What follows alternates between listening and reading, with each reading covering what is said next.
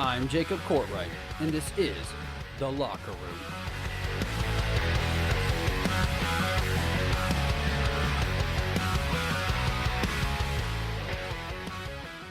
What's going on, everybody? Welcome into The Locker Room, and today we are celebrating. Today we have broken the record for most downloads for a single episode. Now listen, it wasn't that big of a record to break, but nonetheless it means the world to me. So thank you for everybody who is listening. Listen, I don't take for granted that you could be listening to anybody else or anything else, so I really do, from the bottom of my heart, really do appreciate it. Now, before we get started, I would really appreciate it if you followed me on my social media so you can stay up to date, take part in several awesome things that we have going on at all times, different challenges, different questionnaires. So the Locker Room Podcast 615 on Instagram, the Locker Room Host Jacob on Facebook, TLR with Jacob on Twitter, and the Locker Room 22 on TikTok. Just go. It's super simple. Just go. You're on your social media anyways, right? So why not just slide over to the Locker Room Podcast, give us a little follow, give us a little like, and it will make both of our days, all right? Of course, this episode is brought to you by FNX Fitness. Go to fnxfit.com. That is fnxfit.com for all of your health, fitness, and gym needs. We are approaching the end of the FNX 30-Day Fitness Challenge. I hope you are a healthier you after the 30-day workout. I know several of you sent in pictures, and it was very encouraging to see. But listen, every day can be the FNX 30-Day Challenge. Go to fnxfitness.com. Get your products today to get started on a happy and healthier lifestyle. Use your promo code TLRHOST. That is TLRHOST, all capitals, for 15% off your order. Let's go.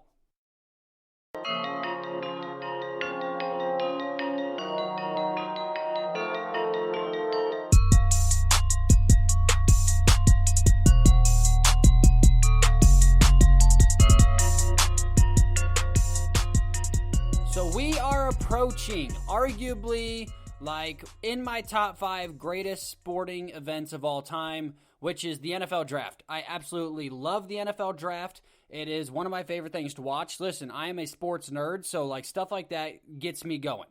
It literally, the start of football in general is my all-time favorite time of the year. I'm a big NBA fan, so I guess NBA would also be up there. Opening day of baseball's fun, even though the Cubs decided to trade away 100% of their team after they won the World Series, and now we completely suck again for the next 120 years. But there's nothing like the NFL Draft that I enjoy more. Something that's just so nerdy. It's so fun. I love analyzing. I set up the whiteboard, tie the red yarn around the pins, and move it all around. I love trying to figure out the nitty-gritty details of who I think's going where. And of course, last year we talked a lot about the draft. Actually, the draft was my very first subject here on the Locker Room. And I'm sure if you go back and listen to the Locker Room episode numero uno, you'll probably be like, what the hell am I listening to? This is terrible.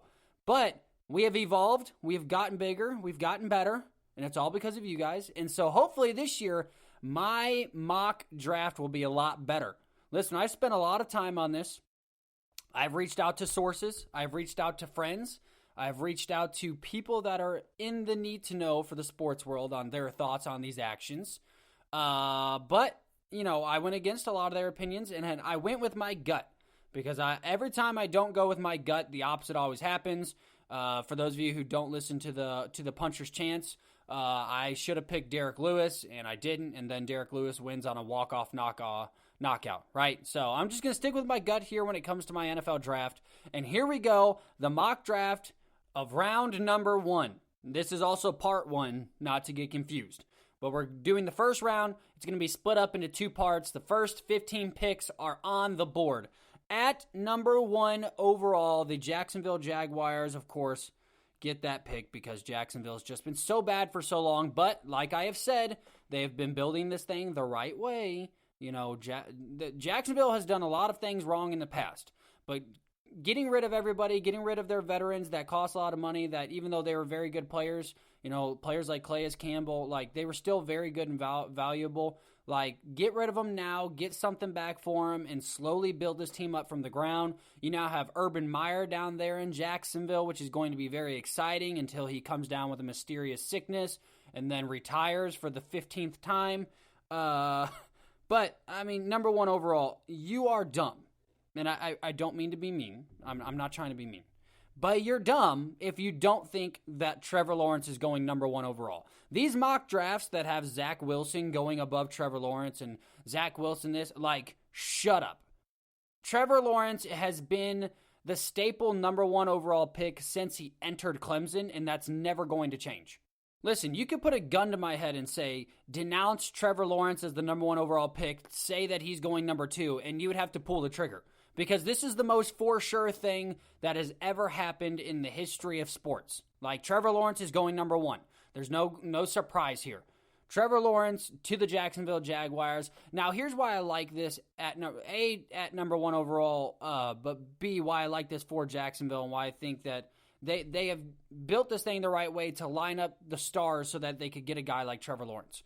Urban Meyer tends to do very well with guys like Trevor Lawrence, athletic guys who can throw the football long. He's had success everywhere he's gone when coaching football. But why I like this for the Jacksonville Jaguars, Trevor Lawrence is one of those guys who, whether he is incredible, one of the greatest we've ever seen, or he's good, he is going to be valuable either way. He's either going to be a good quarterback in this league or he's going to be one of the best we've ever seen. Like, there's not a downside to Trevor Lawrence. He's got a good arm. He's got good vision. He leads his wide receivers when he throws. Like, there's a lot of positives that just, unless barring some crazy injury, he's either going to be one of the best we've seen or he's going to be very good in this league. So he's just a solid number one overall pick. He's somebody that's, he's a fail-safe guy. At the end of the day, he's going to be able to throw touchdowns. He's going to be able to throw the ball. He's going to be able to scramble and move out of the pocket. And he's going to be a good NFL quarterback. Now, whether he is going to be great and one of the all-time greats, that's yet to be seen. I'm not going to jump to conclusions and say Trevor Lawrence is going to be a top 5 greatest quarterback of all time. Some people are doing that right now. These mock drafts and these people that are talking sports are pretty insane. But he's just a bulletproof quarterback. He's going to be very good for the Jacksonville Jaguars. At number 2, the Jets are on the clock, and they go with Zach Wilson. Now, Zach Wilson, although he didn't have a very good pro day, and I know that's been, a lot of people have been worried about, well, did you see his pro day? Did you see his pro day? I saw his pro day. Listen, I don't take a lot of stock away from pro days. There's been very good quarterbacks, a.k.a. quarterbacks like Trevor Lawrence. There's been very good players, DeAndre Hopkins, guys like that, who did not have great pro days. Do you want to know if a quarterback's good? Go to the tape. Watch their film from college. Watch how they play against the better teams that they played against. Watch how they played in pressure situations. Watch how they played against teams that got after the quarterback. Watch how they played in close game situations. John Gruden says it best. If you want to know the most about a quarterback, go back and watch what he's already done. Stop putting all this trust into pro days and saying that pro days are the only way we know if a quarterback's good or not, or a player's good or not. Because if that's the case, there's a lot of very good players. There's a lot of all-star players right now that had very bad pro days. But here's the deal. The Jets are going to take a quarterback. Sam Darnold, they rushed him into a starting position. If Sam Darnold was able to sit for 2 years like I think Bryce Love is going to do up in Green Bay, I think Sam Darnold would have been a lot better for the New York Football Jets, right? But I think Sam Darnold is going to be very good wherever he ends up. Now, I don't know if the Jets are planning on moving off of him instantly, if they're going to try and hold out and wait till the trade deadline. I'm not quite sure. But Sam Darnold, I've been saying it all year, he needs to go somewhere like Chicago. He's a young quarterback with a good young head coach who is offensively minded for a guy like Sam Darnold, someone with a good arm who can throw accurate footballs, someone who's not Mitchell Trubisky, right? And I think Sam Darnold will find a lot of success in a town like Chicago.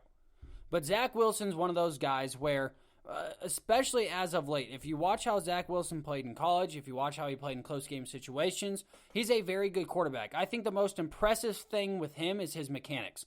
A very, very, very quick release, which is very essential in the NFL. Why is Aaron Rodgers so talented? Why was Drew Brees so gifted? They were able to get the ball out of their hands faster than most quarterbacks can blink. So Zach Wilson's got a very quick, very accurate release. Now, he does have some accuracy problems when it pushes the ball further down the field, but I think Zach Wilson is the guy for the New York Football Jets. I say the New York Football Jets just to piss all the Giants fans off, by the way, because I had a guy hit me up on Twitter and wanted to know why I said the New York Football Jets, and I said it's because I don't like the New York Football Giants, which I don't really care. I just knew he was a Giants fan, to which he proceeded to tell me that I should go F myself. So, to that guy who probably is not listening anymore, the New York Football Jets made a great choice with Zach Wilson. At number 3, probably the most intriguing pick here, the 49ers and the Dolphins do a bunch of switcheroos, and the 49ers end up with the 3rd overall pick in the draft. Now, this pick for me was very hard because there was a lot of different avenues that I thought they could have gone. They didn't trade up this high to go get an offensive lineman. They didn't trade up this high to get a defensive player, to get a wide receiver. They traded up this high to get a quarterback. Now, I have changed my quarterbacks around all day long. Besides Trevor Lawrence and Zach Wilson, those two are my two solids. But Justin Fields, Trey Lance, Mac Jones, these 3 quarterbacks have just been going back and forth through my mind, through my processes today. And here's the reasoning why I ended up picking this player.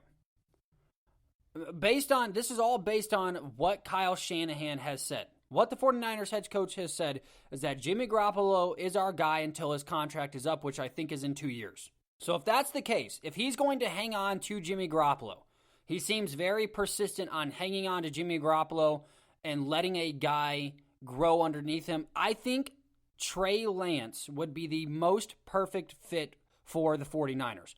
The quarterback from North Dakota State. Now, Trey Lance is very talented, has a ton of upside, but he's also very raw. He tends to rush a lot of his passes just because he gets excited. His footwork is a little bit, I would say, jittery when he's in the pocket. Not that he's scared to get hit or scared to get sacked, but he's a mobile quarterback, which is something that Kyle Shanahan has praised a mobile quarterback, but he's never actually worked with a mobile quarterback. But he has a very strong pocket presence, and that is what I think is drawing the 49ers and Kyle Shanahan closer to a Trey Lance more than a Mac Jones or more than a Justin Fields. Trey Lance has a massive upside, so I would take him here at number 3. Now, I'm not saying this is what's going to happen. This is just my 100%, thoughts into it. But I would take Trey Lance here at 3. I would let him sit under Jimmy Garoppolo for 2 years. At the end of the 2 years, let Jimmy Garoppolo go. Let Trey Lance step up and play. It did wonders for Patrick Mahomes. Wonders to sit behind Alex Smith, learn, and then we know who Patrick Mahomes is now. Now, I'm not saying that Trey Lance is going to be the next Patrick Mahomes or he's going to be even a top 5 quarterback, but I believe Trey Lance has a lot of raw talent. And if he can sit under a veteran quarterback like a Jimmy Garoppolo, who's also very smart, I think Trey Lance would be perfect for the 49ers and for Kyle Shanahan. He's a younger, way more athletic quarterback than Jimmy Garoppolo. He can scramble a little bit, so he's mobile, but at the same time, his first instinct is pocket presence, which is what Kyle Shanahan loves so much. He's not a massive fan of quarterbacks that scramble around or that their first thought is, well, I got to take off to make this play. He likes strong pocket presences, and I think that's why Trey Lance would end up fitting very nicely with Kyle Shanahan. At number 4, the Atlanta Falcons. They're taking the best offensive lineman in the draft, the best player that ever graced Oregon's offensive line. Penei Sewell is going to the Atlanta Falcons. Now, I know a lot of people are saying, hey, we're going full quarterback sweep here. We're going Justin Fields. We're going Mac Jones. It's going to be 1, 2, 3, 4. The first 4 picks are all going to be quarterback. So here's the deal. Matt Ryan has 2 years left on his deal. The Falcons have a ton, and I mean a ton, of needs all over the football field, mainly on defense. Their defense is just not that good. Matt Ryan's still a valuable quarterback. Matt Ryan's still a good quarterback. He has not been protected whatsoever over the last 4 years. So I think they give him some protection here. They get their tackle, their star guy for the very near future.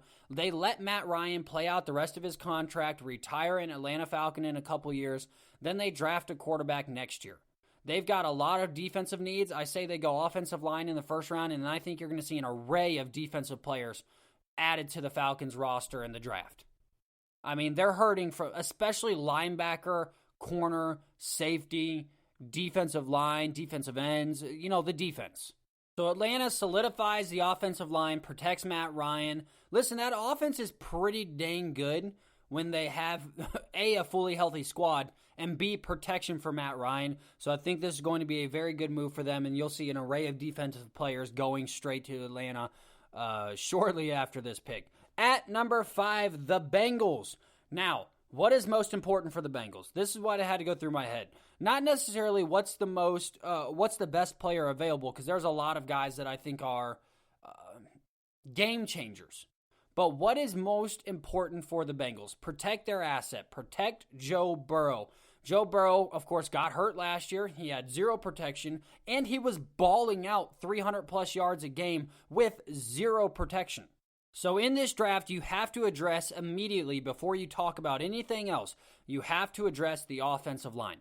You have to address protecting your main asset, your franchise quarterback in Joe Burrow. And I'm going to go Rashawn Slater here, the offensive lineman out of Northwestern. Now, there's a lot of offensive linemen. This is a very deep offensive lineman draft board. There's a lot of guys, especially fifth-year seniors, 2 of them out of Alabama, a guy out of Tennessee. There's a lot of guys that I think are going to be valuable in the late rounds, like the 3rd and the 4th rounds. But Rashawn Slater's got that intangible quality for me. Rashawn Slater was able to play guard and was also able to play tackle for a couple games. He's an interchangeable guard. And when I'm talking about guys in the first round, and at least in the first 10 picks, I want guys that are going to be interchangeable. If I bring them in and I say, hey, we've got a damn good left tackle, I need you to play right guard. Like, if I can find a guy that is able to do that at a high level, that's the guy I want. Northwestern always produces, it just seems like, a big 6'6", 400-pound white guy that can block. And they got another one. I mean, Rashawn Slater, starter every year that he was there. He's a very good pickup for the Bengals here. Get Joe Burrow some protection, protect your assets, and cut your losses here. You need to protect Joe Burrow. At number 6, the Dolphins. They make moves. They go from 3, they go to 6, they go to 12. I mean, they're anywhere and everywhere. The Miami Dolphins are just deciding that they're going to load up absolutely with, I think, every good player that's available for the next 5 years. The Dolphins are pushing for a Super Bowl as hard as anybody's ever pushed. Now, is Tua Tagovailoa the guy? I don't know. That's a question for later on down the road. But at this pick here, the Dolphins have a chance to get a guy that I believe could be the next Travis Kelce. A guy that I believe could be the next big name in the NFL. A guy that I do believe will be not only a stud for them, but will be a household name after his first NFL play. Kyle Pitts here. Kyle Pitts, the tight end from Florida, not only was he such a freak of nature at Florida, not only was he just catching 300-yard games like it was absolutely nothing, but Kyle Pitts is not only a franchise tight end, he is a future Hall of Famer tight end and this is a big if here, if he can continually do what he's been doing, which is just dominating. Like, he is one of those guys that I think we're going to look back on this 2021 draft and we're going to say, man, do you remember that kid Kyle Pitts when he came out, what a monster he was? He is a athletic wide receiver with the size of a tight end. Like, this guy can catch, he can run, he's great in open space, he's quick, he's got incredible hands, but also he can stuff block, he can run block, he can pass block. Like, this guy is the complete package. He is, and I know I feel like I'm praising this guy so much, but I love everything about Kyle Pitts. I think Kyle Pitts is going to be the next big thing in the NFL, and Miami will solidify that offense. Listen, with the addition of Kyle Pitts, they don't need a wide receiver in the first round. They don't need anything else. They have got now guys, they've got him and Gesicki, Kyle Pitts and Gesicki will be a nice 1-2 punch. You've got Parker still. You've upgraded the backfield with Matt Breida. Like, you're just adding person after person, player after player. The offense, if Tua Tagovailoa ever had a chance to succeed, it will be with this offense that the Dolphins are building. So I think Kyle Pitts goes here at 6. I don't see Kyle Pitts dropping out of the top 10. So if he doesn't go here to 6, he's got to be going, to the Panthers, the Lions. I mean, he's going before 10, without a doubt. Next up at pick number 7, I'm going with Jamari Chase to the Detroit Lions. The wide receiver out of LSU is the most pro-ready wide receiver in this draft. And I think the thing that separates him from other wide receivers like Jalen Waddle and Devonta Smith is he is the best route runner out of all of these wide receivers. What do you need to be an effective wide receiver in the NFL? Be a great route runner. Michael Thomas is not that fast of a wide receiver. Michael Thomas doesn't have the best hands in the entire league. Michael Thomas is the best route runner in the entire NFL. Running an effective route is what gets you open in the NFL. That's just plain and simple. And I think Jamari Chase not only is the epitome of an effective route runner, Jamari Chase is the most pro-ready guy to step out on the field. His teammate, or former teammate, Justin Jefferson, made a lot of noise because he was a very effective route runner, balled out for the Minnesota Vikings, and I think we're going to see the exact same thing from Jamari Chase. I think he's going to be very effective from day one. They just got rid of Kenny Golladay. They're bleeding, and they just got Jared Goff, and they now have no weapons for him, so they've got to get him a weapon. Jamari Chase here at 7. At number 8, the Carolina Panthers in a surprising pick here.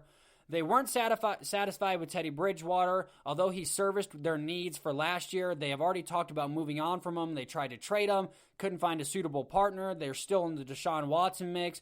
No one's going to get Deshaun Watson, I don't think, besides maybe a Chicago. If not, he's going to end up a Texan, or he's going to end up inmate 215 for all the allegations he's got going on right now.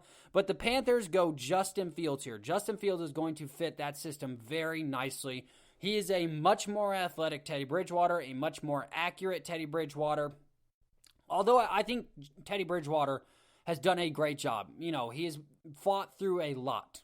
Justin Fields ran a 4.440. Like, this guy is one of those quarterbacks that you just take a chance on.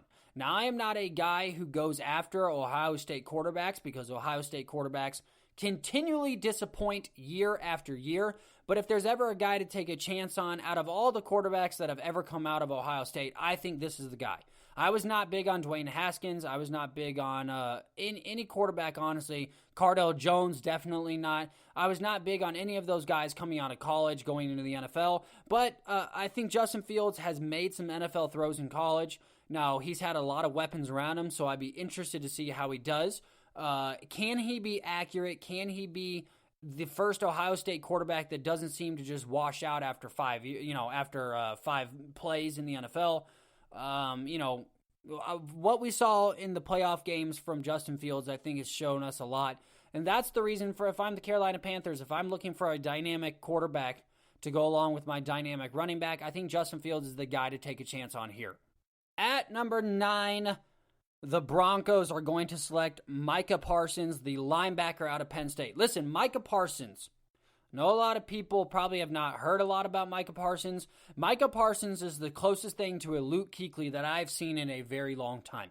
He is not only a great coverage linebacker, not only is he able to read plays super effectively, he's got that instinct that a lot of guys like Troy Polamalu, Luke Kuechly had. Those guys, Brian Urlachers of the world, guys that could sniff out a play before it happened. Micah Parsons will be a great addition to this lineup. Listen, they've signed a bunch of free agents. They've solidified their defensive backs. Now they do need another cornerback, and I'm split here because I do want to go cornerback here.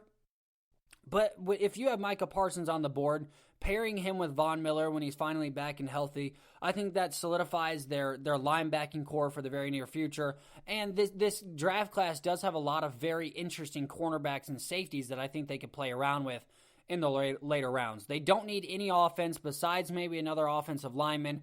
I would go defensive if I'm the Broncos, and I'm going to go Micah Parsons, the absolute best linebacker in the draft. That brings us to the Cowboys at number 10. I'm going to go with Caleb Farley here. Listen, Caleb Farley is not high on a lot of people's drafts. The cornerback out of Virginia Tech.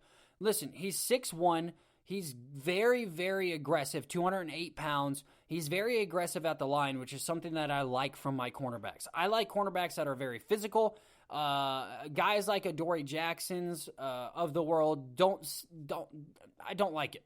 I like the old school Richard Shermans, guys that are going to jam you at the line, going to play very physical, because I was a wide receiver in college. I understand wide receivers are prima donnas. We don't really like to be touched. We don't like to be pushed. We don't like to be hit. We just want to catch the football, have an awesome touchdown dance, and move on in life, right?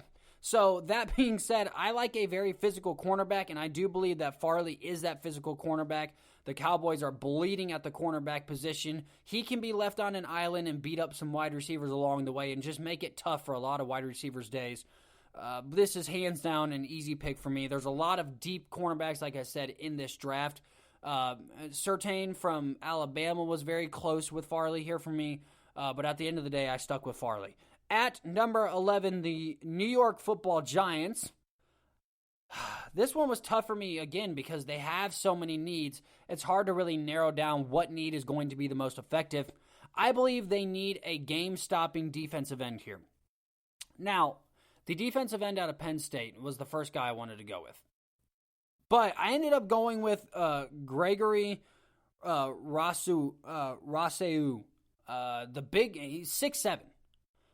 Freak of nature out of Miami. When he ran like a 4.5 40 at his pro day, I was like, oh, geez. Like, this is a game-changer guy. You can't teach size. You can't teach strength. If you go back and watch the film, he was pushing star offensive linemen around like it was nothing. He's going to be a great addition to the New York Football Giants. Like I said, there was a lot of defensive ends here that I could have gone with, especially homeboy out of Penn State. If I could remember his name, I would tell you, but for some reason, when I get into a microphone, I just start forgetting things because apparently I am dumb. But Gregory Rousseau, Gregory Rousseau, I really like him. You can't teach size. You can't teach strength. I think he has very good instincts.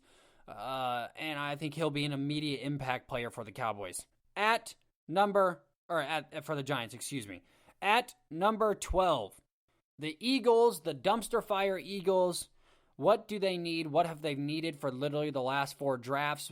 They went and got Jalen Reagor last year. Congratulations. This year, you actually finally hit a home run. At number 12, the Eagles draft Devonta Smith, wide receiver, Heisman Trophy winner out of Alabama. Now, I would have gone Jalen Waddle here, and I really wanted to go Jalen Waddle here. But Devonta Smith had such a jaw-dropping year. His route tree looked incredible. Even though he's a very skinny guy, he seemed to be very, very physical with a lot of these big NFL cornerbacks and safeties that are going to be in the league. So I like what I saw from Devonta Smith. They finally give Jalen Hurts some help here, and I think Devonta Smith is going to be a household name as well. Devonta Smith, he has things that you just can't teach, and he reminds me a lot of a Tyreek Hill. He's a fast guy, he's a burner, but his hands are like glue. Tyreek Hill is a very good catcher of the football, something that's very underrated because we like to talk about his speed because it's so miraculous, but I love what I've seen from Devonta Smith last year, and I think he'll carry that to the Eagles. At number 13, the Chargers.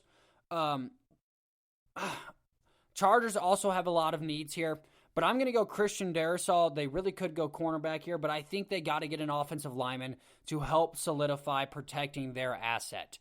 Like I said, the most important thing is if you find a guy like a Justin Herbert, if you find a guy like a Joe Burrow, you've got to protect them at all costs. They've got to go Christian Darrisaw from Virginia Tech, a very good offensive lineman, a starter every year he was there, very physical, a very, very, very good run blocker, which I think is very important because they've got great running backs over there in Los Angeles, and they really need to solidify that offensive line first and foremost before they start working on the defensive side of the football. Listen, they could go Jalen Waddle here. I thought that was a very interesting play that could have happened. But at the end of the day, if it's me and I'm drafting, and that's why I'm doing my mock draft, if I'm drafting, I'm going offensive lineman here to protect Justin Herbert, the greatest Oregon Duck quarterback of all time. Behind Marcus Mariota, okay? The Hawaiian Angel still remains up top and forever will, okay? But Justin Herbert's right behind him. All right, moving on to number 14, the Minnesota Vikings. They're going to go with I think they're going to go with defensive line here. It's their number one need. They really need cornerback as well. There's a lot of teams that need cornerback, but this is a very deep cornerback draft, so I think we're going to see a lot of cornerbacks off the board in the second round or later in the first round. But I think they go with Kwity Paye, the defensive lineman out of Michigan. Listen, dude's like 380 pounds. Not really, he's not 380 pounds, but the dude's like 279, 280s. You can't teach size. You can't teach, the strength that this guy has. But he also has very good instincts. And, in Michigan, I know they get a lot of flack for not being very successful and, they should be better. But they play a lot of very good teams. And what he did against Ohio State, I think, is what has stuck out to me the most and why I've put him so high on my defensive lineman board. He was able to penetrate a very good offensive line, get into the backfield. He was able to sack Justin Fields. That's very hard stuff to do, especially from the defensive lineman position. But I think Christian Darrisaw is a very good fit here. That's their number one need right now. And the Vikings, after trading everybody away, they finally get a stud defensive lineman with Kwity Paye. At number 15, the New England Patriots select Mac Jones, quarterback out of Alabama. That is right, Mac Jones. I'm not messing around, people. Mac Jones is going to be a New England Patriot. Now, I do believe that the New England Patriots have to go quarterback here. Mac Jones makes sense to me. Mac Jones can sit under Cam Newton for a year, give him, let him get his legs under him.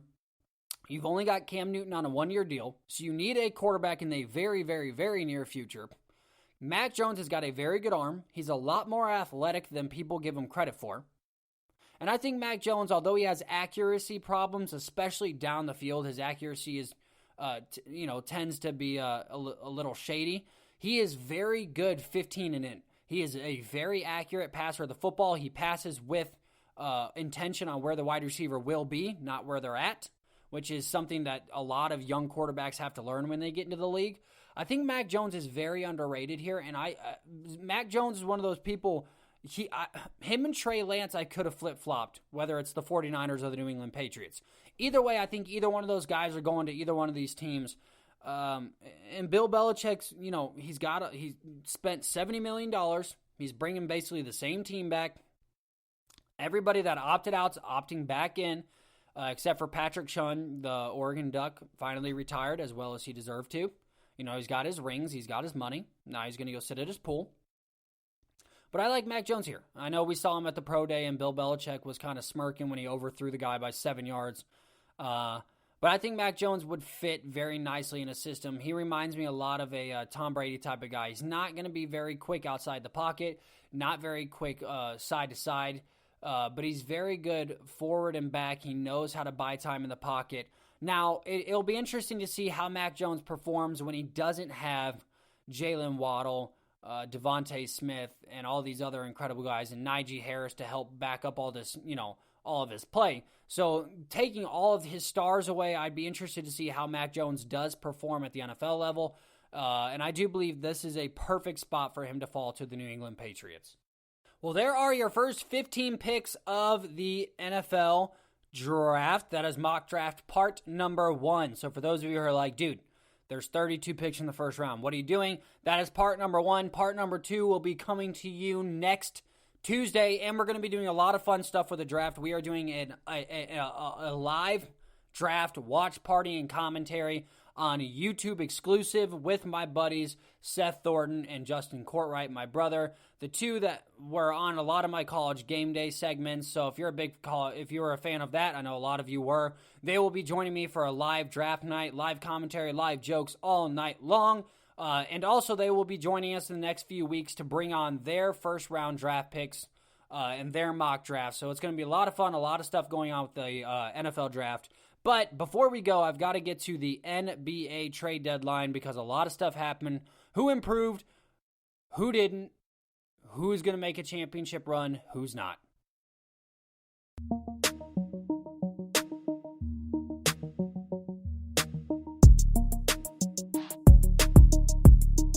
So this past week, the NBA trade deadline came to an end.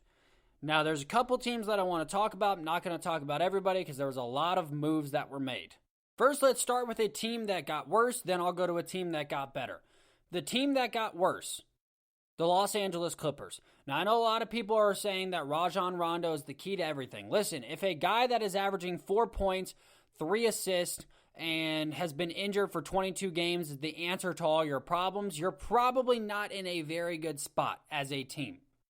Rajon Rondo would have been a very good addition at the beginning of the year. He would have been a very good leader in that locker room, and he would have been very good, and he might be very good in the playoffs for them. The problem is I still like Lou Williams way more than I like Rajon Rondo. Lou Williams, although he had a down playoffs last year because, Lemon Pepper Lou had to go down to the clubs and get his sweet and spicy chicken at his favorite strip club. I mean, who doesn't go do that on a Wednesday when you're in the middle of the NBA playoffs? Come on, guys. Get with the times here. But Lemon Pepper Lou, of course, one of the best scorers off the bench, won Sixth Man of the Year multiple times, always in the running for it.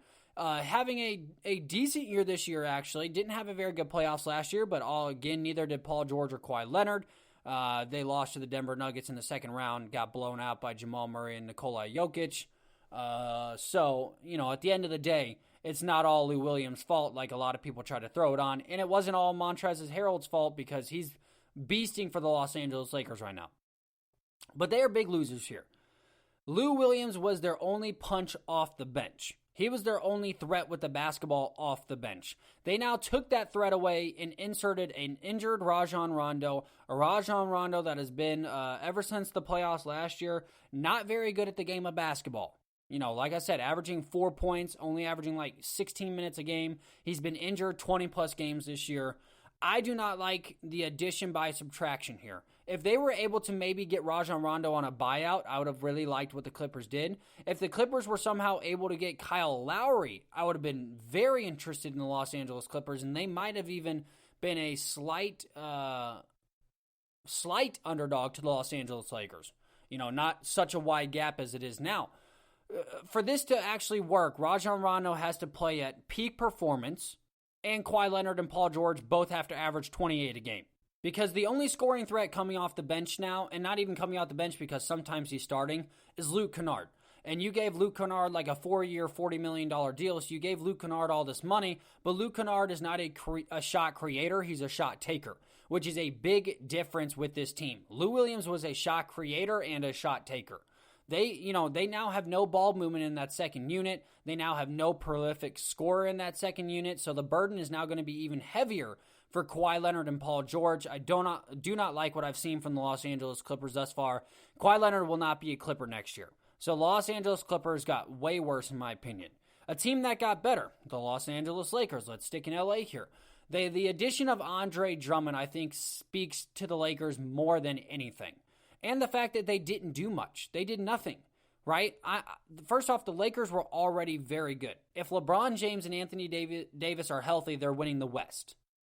So they didn't really want to do anything. And I thought the addition of Kyle Lowry would have been very interesting, but I'm not giving up Dennis Schroeder, Latavius Caldwell-Pope, and probably Taylor Horton-Tucker, which is what they wanted. They wanted all three of those guys for an older, not that great of a scoring Kyle Lowry. While I like Kyle Lowry, and I think if Kyle Lowry would have either A, been bought out, or B, would have been able to be moved for not a king's ransom, because they wanted a king's ransom for him, I think he would have been a very good addition and would have made the Lakers the prohibitive favorite to win it all. But they wanted way too much. So the Los Angeles Lakers kept everything intact. Listen, they're already the deepest team in basketball. Dennis Schroeder is playing out of his mind. Kyle Kuzma is playing like Kyle Kuzma is the best player on the Lakers right now. I mean, averaging 20 points a game, averaging almost 10 rebounds. He's playing lights out. Now, will this continue? We've not seen a track record of that happening from Kyle Kuzma, so I have no idea.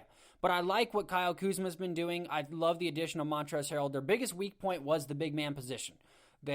Marc Gasol is just not what he was supposed to be. And, I mean, he's even said that. We all can say that out loud now because we know he's not. So Marc Gasol was the biggest lackluster part of this entire offense. They needed another athletic big. So what did they do? Andre Drummond gets bought out, and he gets bought by the Los Angeles Lakers. He will now start in tomorrow's game. I think Andre Drummond, a lot of people kind of forget because he's played with such bad teams as of late. Andre Drummond's a 17 and 12 guy. I mean, he will give you 17 points and 12 rebounds every night. He's a rim protector. He's an athletic big man who can score the basketball. He'll command a presence on the inside, which will stretch the floor for these shooters. love the addition here. So I know it wasn't a trade for him, but they did get him via buyout. And I like the fact that the Lakers stood still, didn't make any harsh decisions of going out and trying to ship everything out just to get Kyle Lowry. So the winners here are the Los Angeles Lakers. Another team that won, I would go with the Denver Nuggets. Listen, they got Aaron Gordon for basically, I think hang on, I'm reading it here. Aaron Gordon was given as a gift for an IOU in the very near future. So literally they got him for nothing. Like, Aaron Gordon is now a Denver Nugget for the simple fact that Denver just happened to call on a good day, apparently. Denver's just like, yo, you interested in giving us Aaron Gordon? And they're just like, do you want to have him for free? Like, Merry Christmas. So Aaron Gordon is now a Denver Nugget, which, while he's not a great scorer of the basketball, and he's not a bad scorer, while he's not a great scorer, he brings a defensive presence to that perimeter that they needed so desperately.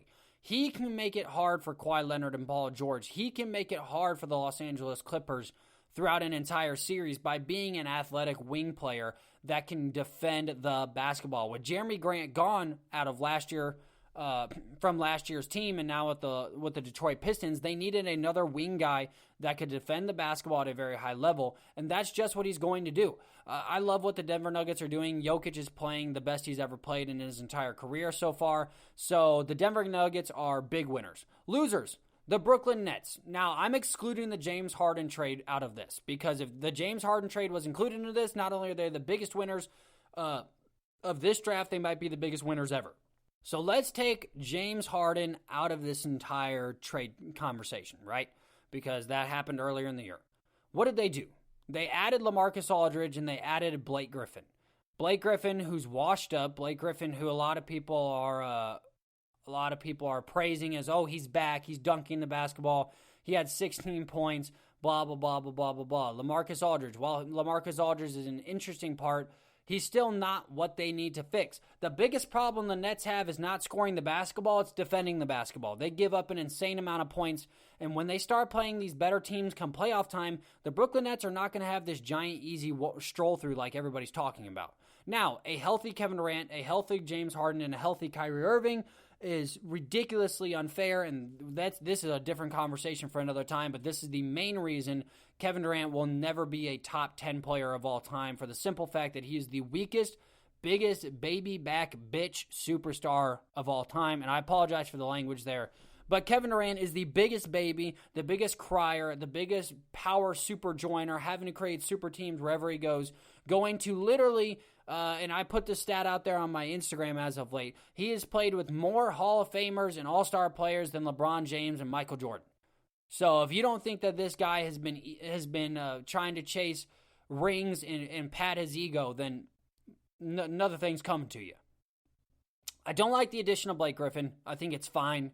LaMarcus Aldridge is fine. They're both later in their career. It's going to be up to the big three to really push this thing through. But they should have gone out there and gotten an Avery Bradley via buyout. I know that was a very interesting piece there, because Avery Bradley would have done a great job for them of being a good, strong wing defender, which is something that they're going to need because they can't defend anybody. So I would have spent a little bit more money on defense and really push for the Andre Drummond push and really push for an Avery Bradley as opposed to just filling the roster out with Blake Griffins and LaMarcus Aldridges. But that's just me. I know some people think it's a massive win. More power to you. The last winner of the NBA trade deadline, the Philadelphia 76ers. They added George Hill. While I know that doesn't sound very good, George Hill is a veteran guard, a veteran point guard, and he's going to help them when it comes playoff time. Listen, when we found out how much the 76ers were asking for Kyle Lowry, we knew that, the 76ers were probably going to be out of it and the Lakers were probably going to be out of it, as they were. And so they needed to fill that void. They needed another point guard. They needed another ball handler that was going to be a veteran guard that could give them points, because George Hill can shoot the basketball, but just be a solid all-around point guard. And George Hill fills that need. The 76ers are a very good pickup here. The Miami Heat also adding Victor Oladipo, I think, is a very sneaky pickup. They got him for basically nothing.